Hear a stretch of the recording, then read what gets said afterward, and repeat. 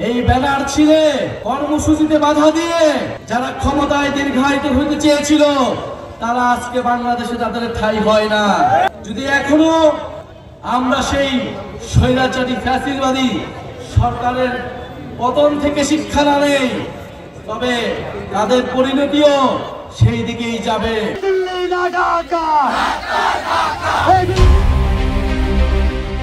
এনসিপির কর্মসূচিতে বাধা দিলে আওয়ামী লীগের মতো পরিণতি হবে।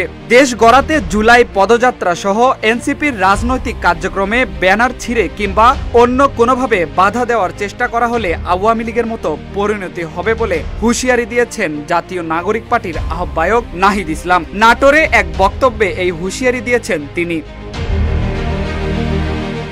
এ সময় নাহিদ ইসলাম বলেন, আমরা শুনেছি নাটোরে আমাদের কর্মসূচিতে ব্যানার ছিঁড়ে বাধা দিতে চেয়েছিল। আমি তাদের হুঁশিয়ারি দিয়ে বলতে চাই, মাত্র 1 বছর আগে যারা এভাবে কর্মসূচিতে বাধা দিয়েছে তারা আজ নিজেরাই বাংলাদেশে নাই। ওই পরিস্থিতি থেকে শিক্ষা না নিলে সামনের দিনে যারা বাধা দিবে তাদের পরিণতিও সেদিকেই যাবে। ওয়ালটন এখন দেশের সীমানা পেরিয়ে পৌঁছে গিয়েছে 50টিরও বেশি দেশে।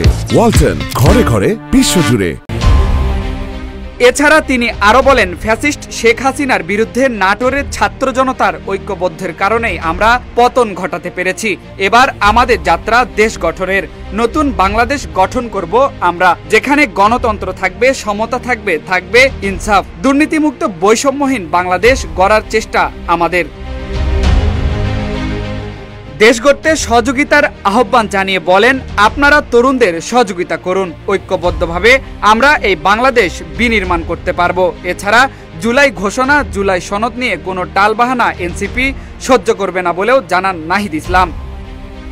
ফেরদৌস প্রামাণিক, নিউজ ডেস্ক, ইত্তেফাক।